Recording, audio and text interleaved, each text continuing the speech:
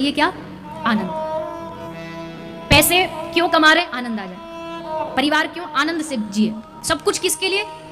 आनंद के लिए। पर सब कुछ करने के बाद भी आनंद नहीं मिलता है। जिसको देखो सब रो रहे हैं। कोई किस दुख से रो रहा है, कोई किस दुख से रो रहा है। पर आनंद वास्तविक उसी को प्राप्त होगा जिसके जीवन में कृष्ण और कृष्ण भक्ति होगी। भगवत भक्ति जिसके जीवन में होगी, उससे पूछो कि भैया कैसे हो, तो कहेगा महाराज बड़े आनंद में। भले वो शरीर की परिस्थिति उसकी कैसी भी हो। अभी हमारे श्री राम वृंदावन में बड़े उच्च कोटि के महापुरुष रहते हैं, बहुत भक्ति संपन्न महापुरुष है, ब्रज की निधियों में से एक है फिलहाल वर्तमान में। तो बाबा महाराज की दोनों जो किडनी है वो दोनों फेल हो चुकी है, दोनों किडनी काम नहीं करती। और आज से नहीं, कई वर्षों से नहीं करती। आदमी की एक किडनी ना हो तो सोचो उसकी क्या हालत होती है। हाय मैं मर गया, हाय मेरा क्या होगा। पर बाबा महाराज की दोनों किडनी बरसों से फेल है और खूब आनंद में जीते। अभी मुश्किल से मुश्किल 5-7 दिन पहले ऑपरेशन हुआ है। ऑपरेशन के बाद 2 या 3 दिन विश्राम किए और 3 दिन पहले से फिर से सत्संग चालू। हाथ में ड्रिप लगी है और बस सत्संग कर रहे हैं। क्यों? प्रेम है, आनंद है। पूछो बाबा जी ठीक हो, स्वास्थ्य अच्छा? बोले भाई खूब प्रिया प्रीतम की खूब कृपा है, बरस रही है कृपा। अब देखो हमको जरा सी उंगली में चोट भी लगे तो उसी को दिन भर अरे दर्द हो रहा है, दर्द हो रहा है, परेशान हो रहे हैं। उनको सारी बीमारी है फिर भी क्या है? आनंद। ये आनंद कहाँ से मिलता है? बाहरी वस्तुओं से नहीं मिलता। अगर बाहरी वस्तुओं से मिलता तो शरीर तो काम कर ही नहीं रहा। पर आनंद भीतर है, भक्ति का आनंद है, इसलिए आनंद में डोल रहे। पकड़ पकड़ के लाते फिर भी आनंद में। तो गांठ बांध लीजिए कि सुख शांति जिसकी आप हम चाह करते हैं ना, वो बाहर नहीं है कहीं भी। बाहर होता तो कब का लोग लूट लूट के ले जाते, मारा कटी हो जाती कि ये सुख हम छीनेंगे, ये सुख हम छीनेंगे। बाहर है ही नहीं। जिसने जीवन में संतोष के साथ जो जी लिया उसका जीवन आनंद से भरा है। जो हर पल भगवान की कृपा का एहसास कर रहा है वो आनंद से भरा है। आहा प्रभु कितना कुछ दिया है मुझे। देखो हाथ काम कर रहे हैं, पांव काम कर रहे हैं, जिह्वा काम कर रही है, सब काम कर रहा है। ये क्या है? ये आपकी कृपा है। तो इस कृपा का कभी कभी अनुभव किया करो। आयो ना जितने कथा में थोड़ा सा समय अपने लिए निकाला करो। परिवार के लिए, बच्चों के लिए, पड़ोसियों के लिए, सबके लिए समय निकालते हो।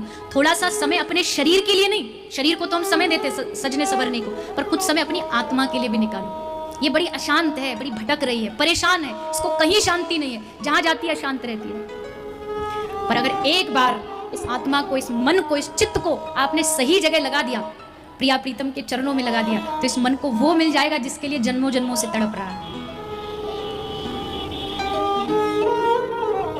शरीर की खुराक क्या है? शरीर कैसे चलता है? क्या चाहिए शरीर को?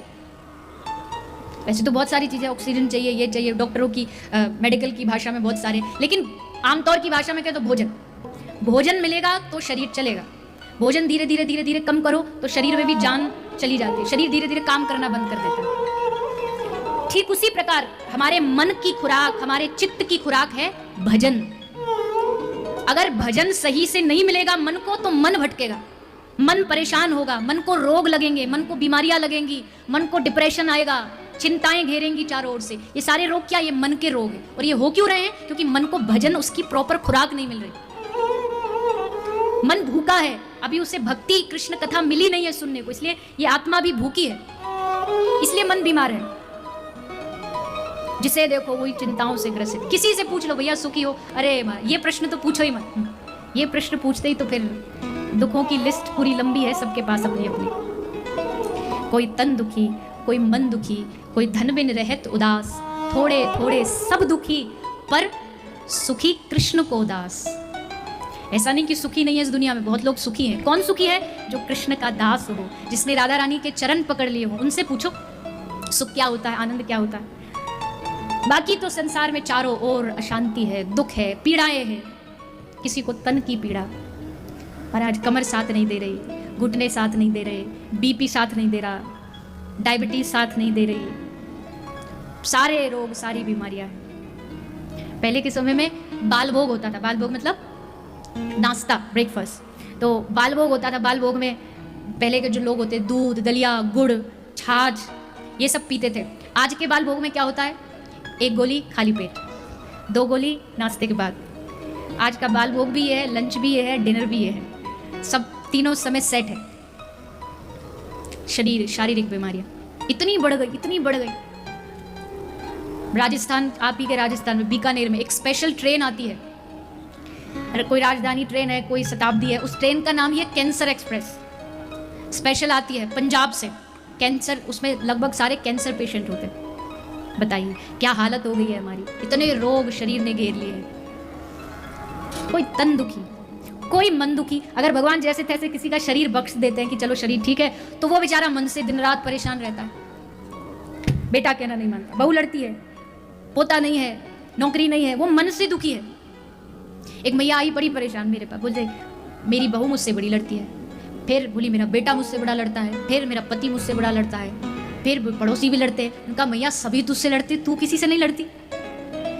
सभी तुमसे लड़ेंगे और तुम किसी से नहीं। बीमारी शायद खुद में, और हम कहते हैं कि दूसरा चारों ओर हमें परेशान। मन दुखी, ये लोग मन से ही दुखी रहते हैं। और कोई धन दुखी, कोई प्रभु कृपा से जैसे तैसे परिवार भी अच्छा है, सब अच्छे हैं, तो धन से परेशान है।